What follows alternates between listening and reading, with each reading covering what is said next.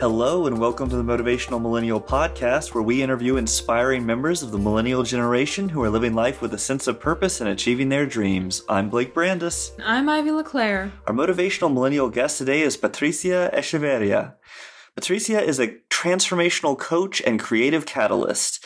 She is the founder of the Creative Courage Collaborative, a platform dedicated to maximizing our creative human potential.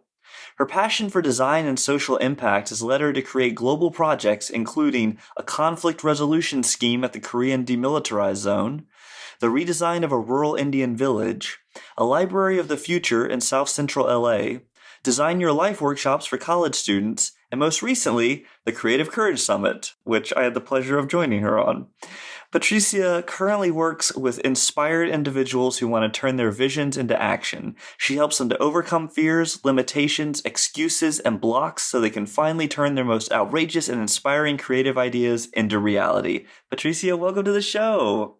Thank you so much, Blake. Thank you for having me here. And Ivy, thank you. That's such a powerful bio. I love it. Like, there is inspiration just in the last sentence or so of your amazing bio. Thank you. So, Patricia, we'd love to hear more about what you're up to at the moment and what you love so much about it. Yes. So, Blake, I'm always doing, I feel like so many things that it's really hard to put it all into one sentence. But really everything that I'm doing right now, it's what you said around really helping people maximize their creative potential. So I'm currently developing a group program, which is called the Creative Courage Club. And that's really designed to help individuals to bring their ideas and their visions to life. As you mentioned earlier, that's what I do. I help those individuals really bring whatever kind of ideas they've had for a while that maybe they've felt blocked. That's a lot of the work that I'm doing is working with individuals and groups in order to help really kind of incubate and grow their ideas. That's one part of the work that I do. And I'm also always fascinated by research. I'm very geeky about everything I get into. So I just do a lot of research around creativity. I'm always doing interesting interviews with experts and currently really working to build a continuation of the summit that you were in and turning really that into a platform that's specifically dedicated to really helping people maximize their creative potential. So a bunch of different kind of creative projects coming out of that, a video that's looking at the way that we can design our lives as well as the world, and then different interviews and really content for that. So there's a lot of things going on.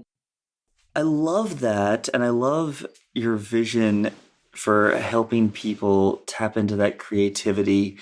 What for you was a turning point where you thought that you had the power not just to tap into your own creativity, but also to help other people tap into their creativity?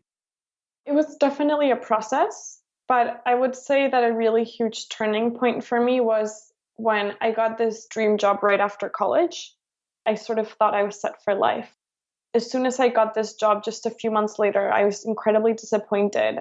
And I noticed the shift within myself that I just felt like I wasn't showing up as fully as I really wanted to. And not only that, but I also noticed that everyone else around me, the people in my position around the company, they also weren't happy. And so in that particular moment, I just realized I had to do something about this myself.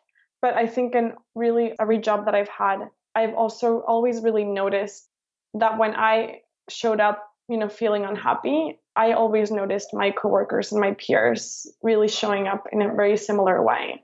And so I think as I was developing, kind of finding my own purpose, figuring things out for myself, continuously being reminded, and, people would talk to me about this. I would write an article and, talking about my first job. And then I would get people, even I had studied architecture with, telling me how unhappy they were with their jobs.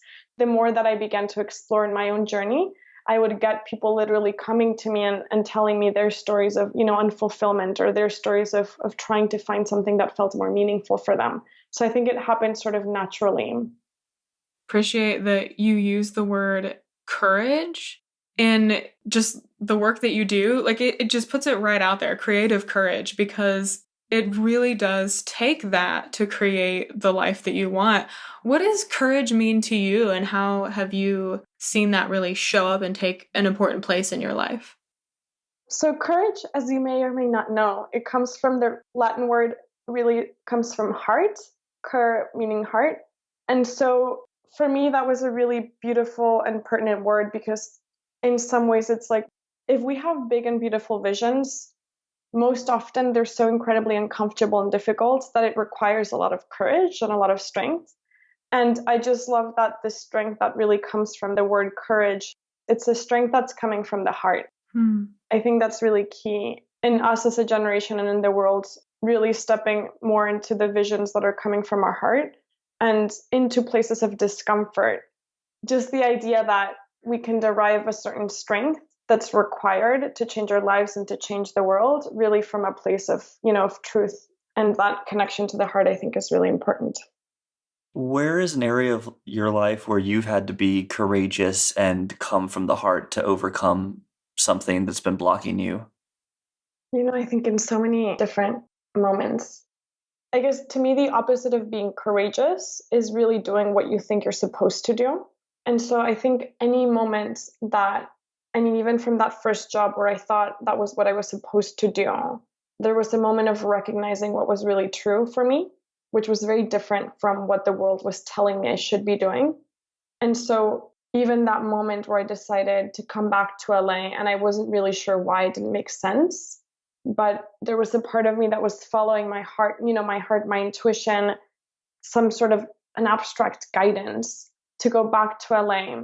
And then when I was in LA, I feel like every decision really required courage. I got another full-time job. And then even there, I started to do a series of different experiments and projects where I was really just looking for my purpose and wanting to do something meaningful in the world. And that required a lot of courage. It was a very corporate consulting firm.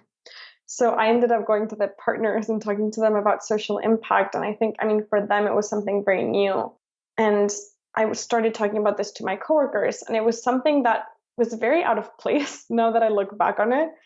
And I think it really required like the strength of clarity. I knew that this was something that I loved so much that it was just important for me to talk about it. And I felt more energy and more enthusiasm and more inspiration when I talked about it. So I knew that it was important for me to develop these projects. And so I ended up basically creating a team inside of the office of consultants that really started dedicating like their sort of the hours that they were not working on projects to work on social impact projects. So that was really sweet. Was there one particular project that helped you change the way you look at yourself in some way, that maybe gave you a sense of more what you were capable of, or that was really a stretch for you? Well, one thing that comes forward is while I was working there, I studied at the University of Santa Monica, and they have this program in spiritual psychology. And I think that was really transformative for me through that kind of education. It made me realize that I'm literally creating my reality. And so in that moment, I was really unhappy with my job. It felt sort of stupid, very purposeless. And so there was a moment of realizing that I could literally do with it what I wanted. And I think there was a shift of going from complaining, feeling a victim of, I don't want to be here, to I decided I'm not going to leave this job until I love it. It was really empowering to realize that even though I felt totally trapped, that, I hated going into this office, there was just that shift for me where I decided that I was really going to make the most out of it. I would say that was really key for me when I said, I'm not going to quit until I love this job, until I make myself love it, because I hear so many people talking about quitting their job and, wanting to leave it all. What I have found for myself is instead of just running away, I ask myself, what is it about this situation that, is perturbing me or is disturbing me, and let me work on that and actually fix this so that I'm not going to go find it somewhere else, if that makes any sense. I had a teacher a long time ago who basically said, whatever issue you had, this is something that they talked about at the University of Santa Monica. They say, the way that you look at the issue is the issue, right? So oftentimes we carry around, a problem that we experience in a certain context, we are most likely to experience it in another one. So I just was very aware of that. And I really wanted to make that shift right there and then. And so it was really just beautiful because I just took that job that I had and I was really busy with it. And I just did everything that I could to make it a job where I felt really empowered, where I felt like I could just do anything that I wanted. And that's really what it became. Even though it was this kind of 9 to 5 job, there was a specific job description in all of that. I really appreciate that perspective and how much courage it did take to decide to adopt that perspective and then stick around, because then you were like creating this practice for yourself. So how have you seen, since you adopted that practice, how have you seen it affect your life? I mean, it's been really important. I mean, that same mode of working, like that coming from my heart and from my inspiration, that's also what then inspired me to then leave that job and then really dedicate myself fully to creating Experiment on Purpose. I really just started to follow that inspiration and vision I always had and knew that I could just make that happen in any moment. So it's like I sat down and said, what have I always wanted to create? Let me do this right now. There's no reason to wait any longer. And so I started just doing workshops and I started coaching and I started doing these things that I had always envisioned that for whatever reason I had been putting off. And so I would really say, that next step for me was just leaving that job and then really dedicating myself fully to growing Experiment on Purpose and to continuing to, to develop that interest that I always had in really personal development and creativity. That's such a great reminder of how often we give our own power away. We're the ones who are truly stopping ourselves. And we come up with lots of reasons and rationales and excuses why it's something external to us. But even just like you were saying with your job, I think there's so many times when it can be easy to say, oh, my boss won't let me do this or I can't do this. But I think sometimes if we really look at it, it's like we haven't even tried, it's Right. We told ourselves no before we ever give someone else a chance to tell us no. So I appreciate you reminding us of that. And since you have spent so much time in personal development, what are some of the key personal development challenges that you see people you work with are facing? And what are some of the ways you help them overcome those challenges?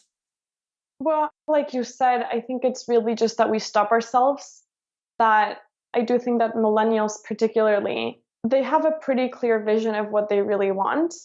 I think there's different phases to it. I think it starts with people saying, I don't know what I want, which when I hear that, to me, it signals that they're just scared. When people usually say, I don't know what I want, it just means that they haven't had the courage to really take action steps forward. Because the truth is that we only find clarity when we move forward. But I really think the biggest impediment is just the fear of really moving forward, and how oftentimes we can have a vision for what we want to create. And, the inner critic gets in the way, the concerns of what others will think. It's all of the different crazy voices in our head that are really getting in the way, and there's variations to that, right? There's the perfectionists, there's the people that are concerned about what their parents will think. There's the people that are concerned about that they won't make enough money, right? I mean, there's all of these different stories and voices in our head. I think that's really the biggest problem, is that the voices in our head oftentimes end up winning that inner dialogue and really preventing us from moving forward and just taking action steps, even if we have no idea where we're going. That's such a great reminder of clarity through action, because in our deep fear sometimes can be this idea that I don't know what I want to do. I'll never know what I want to do. And I want to take the perfect next step. Right. And that's so helpful to think about clarity through action. I'm wondering if there's been a time in your life where you have not had total clarity on the next step and found that clarity through action. Oh, I feel like every single day. I think we all have a general vision, an abstract vision, and then we come up with a theory or some idea of what we think it is, but we don't really know if it's the right step until we take it. So, I mean, even on my to-do list, there's things like apply for this, do that. And I don't know if it's going to work, right? And so, I mean, in our mind, we have a theory of what we think will happen, but we actually don't really know if it's going to go through, right? So I think it's every single day that we're facing this. I mean, even when I started this business and what I'm doing, I had an abstract sense, but I just knew that the first step was just to do a workshop. And I just did it, and then from that, I learned and I talked to people, and then sort of the next steps were more clearly laid out. But I mean, I really truly think that no one really knows what they're doing. And this really was just made so clear to me. I mean, in my experience as a consultant, I should name no names, name no companies, but I was very surprised to see that in a very corporate environment. I mean, people were really running around not knowing what they were doing. That was very surprising to me because I thought that in the business world, everything's set in stone. People know there's expertise, and that simply wasn't true. I really like that example. I have something more profound to say, but I really like that example because I've seen that too, where in PR, advertising or something, that there's like a ton of, you can do like a presentation or something with like, that's entirely buzzwords that mean nothing. And everyone is like, oh, this is so great. And we're all like really sort of patting each other on the backs and that experience. And so it's like an accepted level of just like moving forward without really knowing what we're doing. Right. I think that's interesting.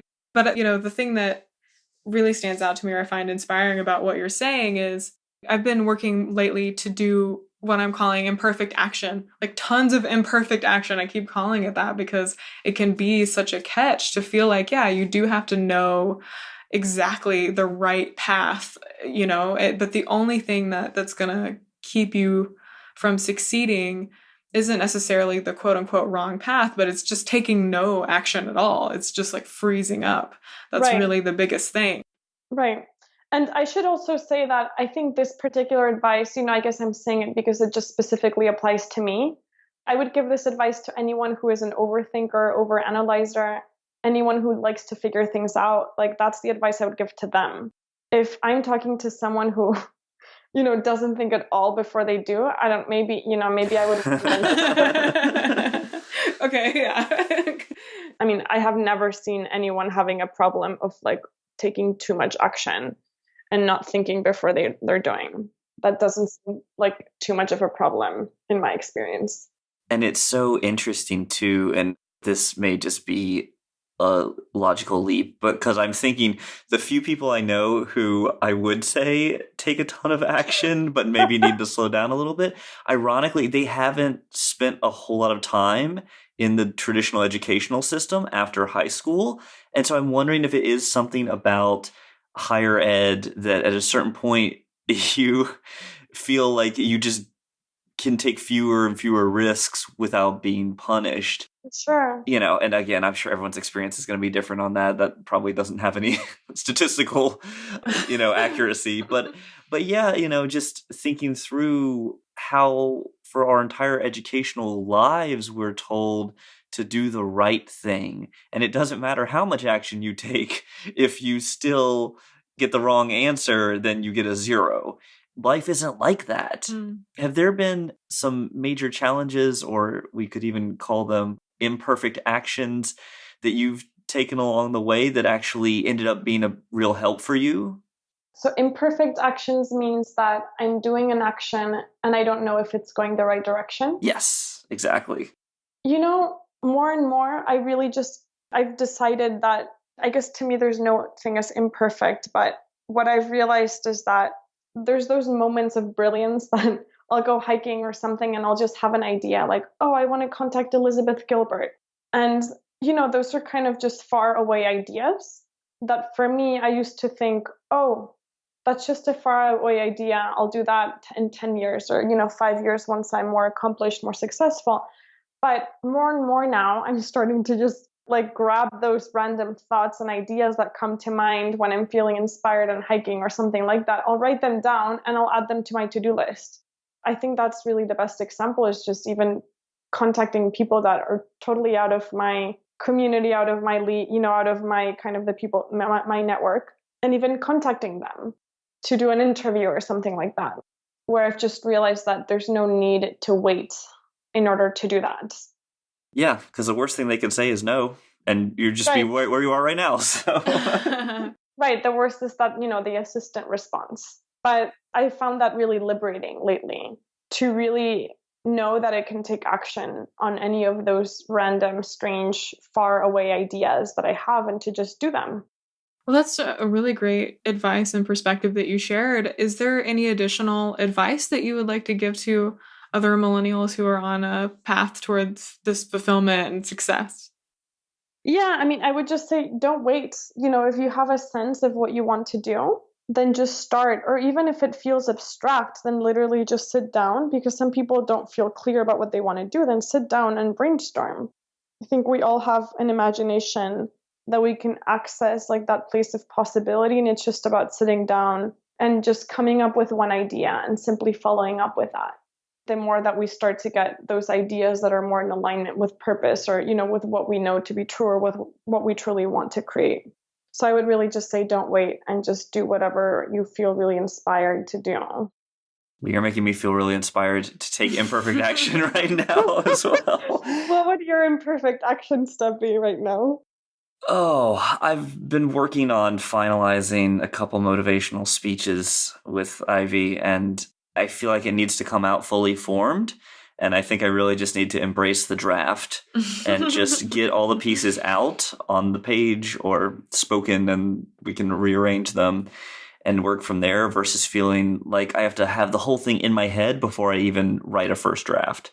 So that's mine. Ivy, do you have an imperfect action that is front of mind for you?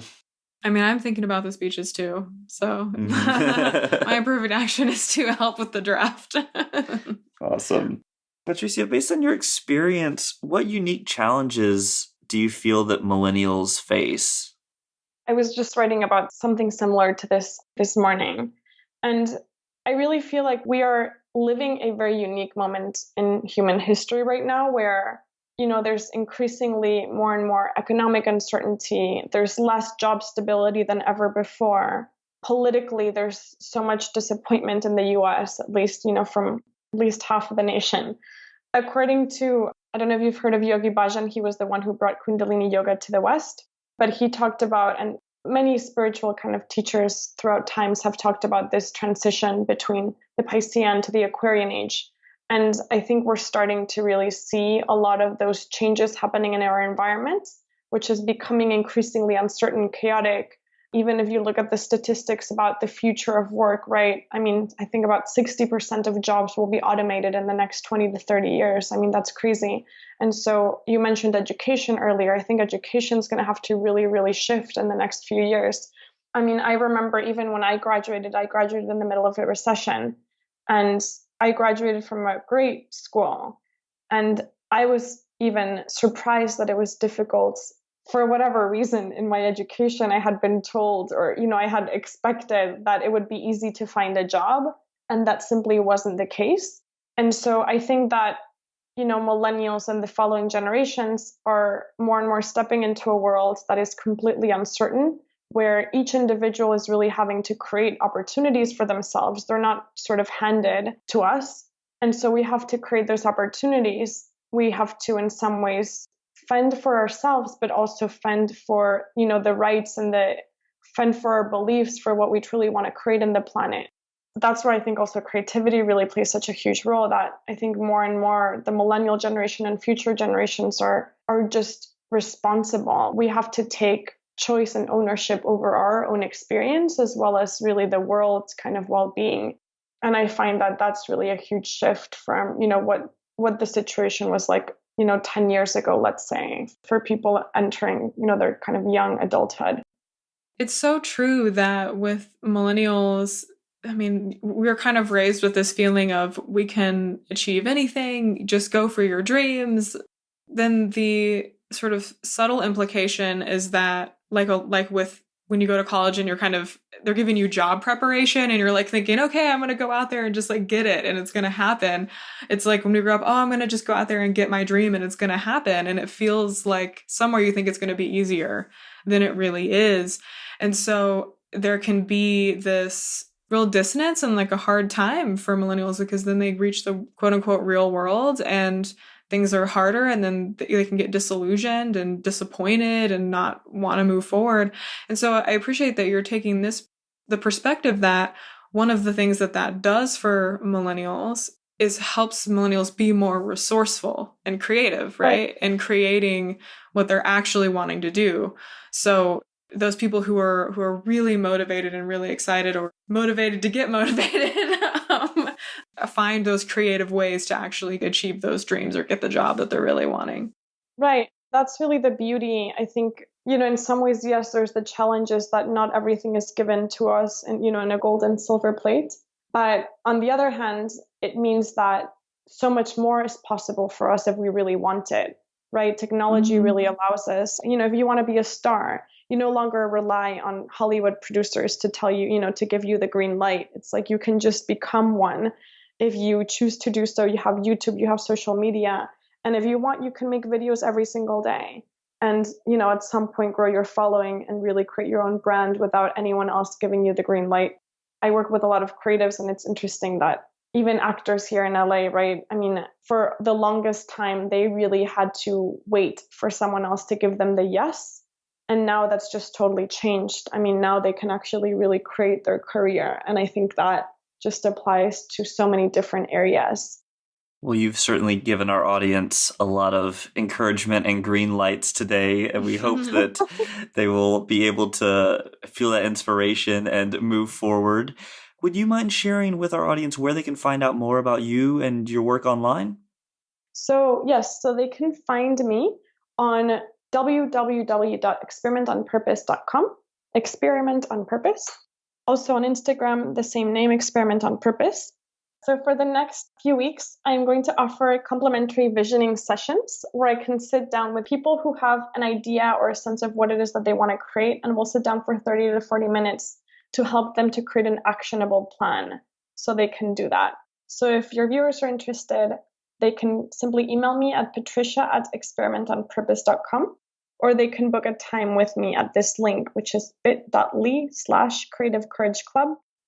Wonderful. Thank you so much for that generous gift. And for folks who are interested, we'll definitely put the links on the show notes and then also on our website. Thank you so much for sharing all your wisdom and your experiences with us today. We really appreciate it. Thank you. For show notes and previous episodes, or to learn more about our coaching and event offerings, visit motivationalmillennial.com. That's millennial, MILLENNIAL.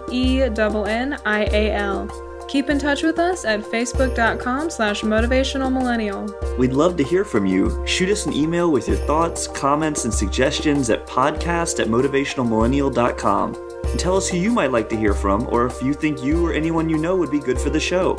Our theme music was composed and performed by our very own Blake Brandis. The Motivational Millennial Podcast is edited by Brittany Felix. Have a great week, Motivational Millennials!